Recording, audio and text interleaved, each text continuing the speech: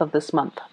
So, as your general advice for both, your love spread and also the other spread that deals with other areas of your life, I feel like whatever advice you've been giving another person, and I feel like it's a constant, like over and over and over and over again, you're giving advice to another person, and they might not have listened to what you had to say. They might not have heeded your advice, but they might not feel like you're justified or you're the expert, so that they don't need to take your advice. This is the week where you're going to get some type of a coming back. The person might be coming back and tell you, just verbally or even non-verbally, that you know what, you were right. I was wrong. I should have listened to your advice. They might say that outright, or if they're a little bit more proud or a little bit more defensive, they might say like, you were right, without further comments as to what exactly happened that made you believe that I was right. So I feel like you're going to get some confirmation in that arena. I see it in your love relationships. I also see that energy playing out in friendships, family relationships as well. And I see it playing out in your professional environment as well. And I feel like the best strategy for you is to kind of just, stand there and look, okay, for this week. Don't beat a dead horse. So that means, don't, if they're refusing to listen, just kind of let them go on their merry way, because sooner or later they're going to come to the realization that you were right. And then I also feel an element here about not gloating. I don't feel that you're going to do that, because when you give advice, it does come from the heart. And oftentimes, no matter how much somebody frustrates you, when you care about them, that's when you will give advice. If you don't care, you wouldn't waste your time. And so you do care about someone. And that's why your advice comes without strings attached. You do want them to take things to heart and to, do the right thing, or to, walk on the right path. But you're not going to gloat if they mess up or if they veer off track, because they deviate from what you told them to do. So anyways, in your relationship sector, this is the energy that you bring to the table. We have here the King of Wands. And this is a really, really strong energy that you exude for this week. This is somebody that knows how to prioritize. They know how to organize. They know how to get things done. And this shows a lot of leadership capability. So I feel like for many of you, you have really established yourself as a major player in your relationships, in your life, in your work environment, in your friendship circle. You're somebody that leads other people. You've been there, you've done that. And I feel like from the sheer amount of experience that you have gathered through your lifetime, you know where you stand. You know how to lead people. You know how to navigate situations and circumstances based on your real life experiences.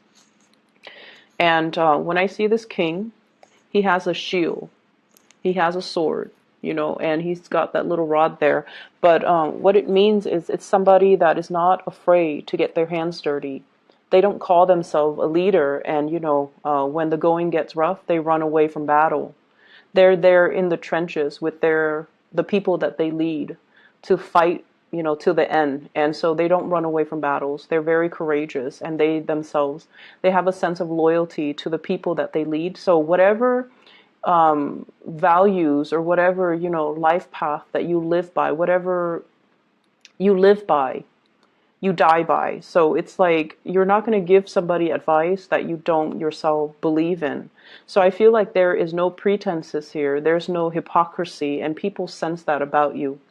And I feel like because of that, you're in a really good position to kind of like to be a very good relationship partner, because other people believe that no matter what, whatever you say is what you stand by. So there's no mixed messages. There's no like, I like you, but I don't like you today. Like, there are no mixed signals. There are no mixed messages that you're sending. You're very clear about your expectations in relationships, and you're very clear about what you are demanding or asking of another person. I usually think of this as somebody who has children, somebody who's like, who might be in a relationship with children, but I also feel with this card, it's someone who's single, okay? So you might be a single parent, a single mother, a single father, with children. You might have, exes that you've had children with. You might have been married to them at one point or just, in a relationship with them. But this is somebody that has children, and if not, then this is somebody that's single. So for many of you, the energy is you are very single for this week, and I feel like that's what I'm tapping into. The partner you're dealing with is somebody who's a little bit more wishy-washy. So their energy is prayer will make it all better. Let's not go out and get our hands dirty. Let's just sit in one place and pray. Pray for things to get better. Pray for improvement. Pray for opportunities. And I feel like your energy is in opposition to what your partner is dealing with here with the Judgment card. And I feel like, you don't mind getting your hands dirty. You do what needs to be done because it needs to be done. And you don't wait around for opportunities. You go and grab opportunities, or you go and scavenge and find opportunities. And I feel like in the love department, you take initiative and you're very clear about dictating, hey, this is what I'm looking for in a relationship partner. This is what I really want. And whereas the other person is a little bit more like, let's wait on things. Let's wait around. Let's wait for another day. Let's wait for the right time. Let's wait for the right circumstances. I feel like they're very, very unclear about what they want. They might even believe in, divine timing, and they might even believe in like things would just magically. It's not very practical or pragmatic. You feel like their heads are in the clouds, and they're really not manifesting and making things happen for themselves. And yes, the Judgment card is all about contact. There's communication back and forth between you and this person. But I also feel like you have given them advice. You have told them, you should do this, you should do that. And they're like, no, let's wait. Let's just, let me sort things out on my end. Or, let me just do this other thing. And they never get around to doing what they're supposed to, or they never get around to doing what you have advised them or counseled them on. And as a result of it, dealing with them can be a little bit frustrating because they're not taking the initiative. They're not as grounded, and they don't grab opportunities when opportunities come calling. And so they let a lot of opportunities pass them by. The interaction between you and your partner, I have here the Nine of Wands. And the Nine of Wands mainly dictates your energy as the fire sign. Okay, so the Nine of Wands is like somebody who's battle weary, and they're not sure, like, should I keep plugging away at this? It doesn't seem like there's any movement. Or should I cut my losses and try to move away? And in the traditional Rider-Waite deck, it's the man with the bandage on his head, and he's got 9 rods, and he's kind of battle weary, and he's just kind of paranoid. What I feel, though, is you're assessing, you're being pragmatic. You're being, like, strategic as well. Do I plug away at this relationship? Do I continue giving them advice? Do I continue to, play the role of the father, even though they're supposed to be my relationship partner? Do I take on this maternal, take them under my wings and take care of them and just protect them? Or do I need to find myself another partner? So I feel like for some of you, single or not, you might have a love interest that's a little bit, they're just very different from you. But I do see this element about you giving advice over and over and over again, and they're not really taking the bait, or they feel like, oh, I'll just wait it out. Everything's going to work itself out, and they don't really, it basically absolves them of having to take initiative for their own life. So I do feel somebody that has been through, I feel, their fair share of disappointment. So for example, if it's a partner and they're not able to get a job, right? Just an example. If they're not able to get a job and you tell them, for you, it's very easy because you come from a different space. But I feel like for them, it's a little bit more difficult because they've gone through possibly, months of interviewing and never getting called back. And then they've gone through like a lot of resume revision, right? And they're tired. And Just think about it. If it's like, if someone has gone through 9 interviews, right? All from different companies, all with different people, and they have been turned down 9 times. I mean, at the end of the day, it's really hard to say that, oh, I'm not qualified for the job. I feel like the reality of it is they don't like me. 9 separate companies, 9 separate interviewers, 9 separate situations didn't want me. It's very tragic for the ego. It's very demoralizing. And I feel like that's similar to the space that your partner is dealing with or coming from, where there's something that they're not able to admit to themselves. And I feel like when it's denial, or when it's like, things that they're glossing over, whoever it is, they have to come to terms with it on their own time, and they have to come to terms with it in their own way. And so you can talk and advise and tell them till you're blue in the face, but until they're able to admit these certain things about themselves, it's really hard for them to make changes, right? It's really hard for us to make changes when we're in denial.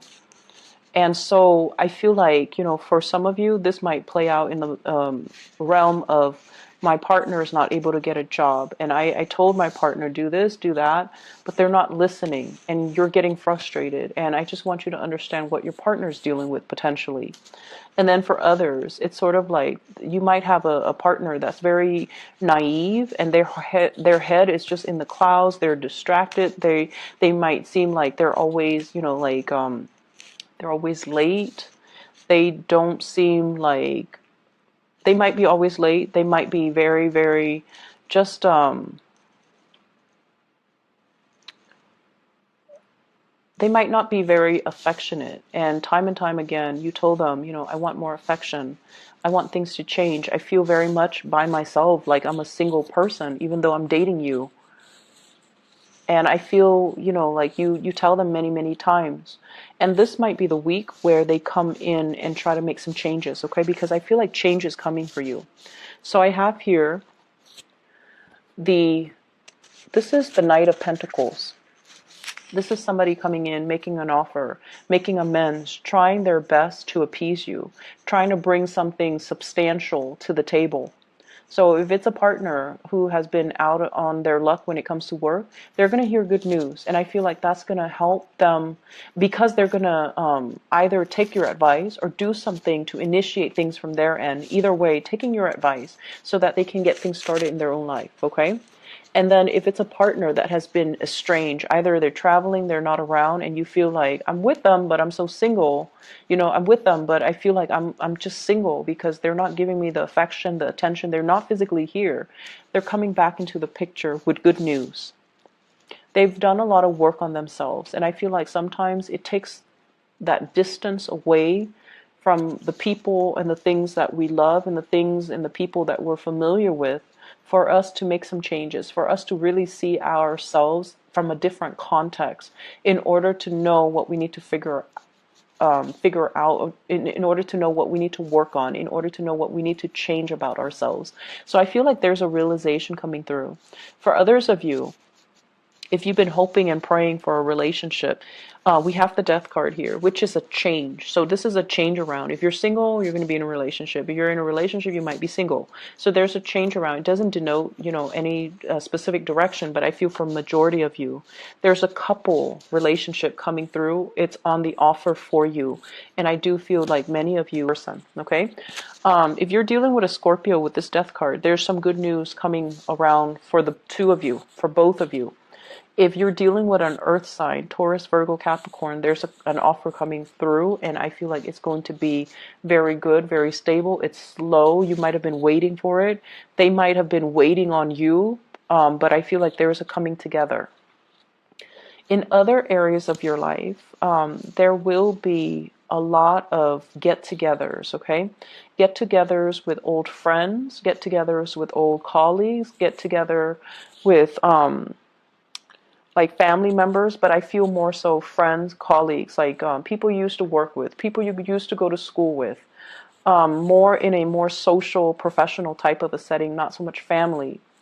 I also feel like travel and movement, coming to see people traveling and moving to come see you. And I feel like these are long standing, significant friendships, okay? I feel like these people have been around with you through a very important milestone in your life. And I say that because of the Six of Cups. This is a flashback from the past, walking down memory lane, recalling, like a lot of fun times between you and another person. And I'm always drawn to this tear, the person is crying. So it's like really good times to be had, reunions with other people, and it's linked up with the Three of Cups, which is social engagement, social outings, being the life of the party, and hearing really, really good news about the people that you've used to, hang around with, or hearing through the grapevines like, oh, so and so is doing this, so and so is married, so and so has a baby, things like that. And I feel like it's a really, really nice, like, walk down memory lane. And I do see social engagement happening for you guys where you're going to run into people from your past. All are good people. I don't see, like, the past coming back to haunt you. And I feel overall you have so much career and achievements and, just positivity in your financial and professional sector that, sometimes when we don't want to go to high school reunions, or we don't really want to meet up with old friends if we feel like we haven't made it, right? So some of us, and I feel for you guys especially, the fixed signs, you, Scorpio, Taurus, and Aquarius, you want your career to speak for you. You want to be like, hey, the envy of the party. And I feel like if you haven't made it professionally, you're very weary about these reunions. But I feel like right now you're in a good space. You're where you need to be professionally. A lot of doors are opening for you. So you're at a point where you're like, okay, I'll be there. I'll be at this reunion. I want to talk about what I'm doing. I want to talk about these projects I'm handling. I want to talk about all my responsibilities that people entrust me with. Not in the spirit of bragging, but in the spirit of, I'm really proud of the person that I am today. I'm really proud that despite everything that I've been through, that, I made it. And I'm entrusted with a lot of responsibilities. I'm seen as someone who's competent, and I've created a name for myself. So I feel like you're going to be the life of the party, and you're going to be, you're going to have a lot to offer. You're going to have a lot to say, and you're going to have a lot of people admiring you and possibly even envious, but not in a bad way. They're not jealous and vindictive. I feel like they look at your life with envy, and they're going to just be really glad, or just to be very happy for you, okay? So there's a lot of travel and movement that's coming in with this Eight of Wands too, and this is like uh, travel by air, travel over waterways, so across the continent to US, to another state. And I also feel like work travel, work demands and things like that, possibly even traveling with another partner and having the means to do recreational travel for leisure rather than just business. So I feel like if you're not even traveling this week, it's going to be played out into the picture. I'm seeing you possibly living in a colder climate, going to somewhere that's a little bit warmer. And I also feel like overnight, like a red eye type of a plane ticket, where you might be as well move, like going to another country where you have to, sleep overnight on a plane. So I do see those elements coming through. And I also feel like, if you're connecting with people from your past, you have a lot to say, and you have a lot of wisdom and advice, possibly in the career front, that you can give them. And I feel like you need to give them these advice because they're going to be thankful for it. Okay. I wish you the best, Leos. Take care of yourself. I'll be back next week. Okay. Bye bye.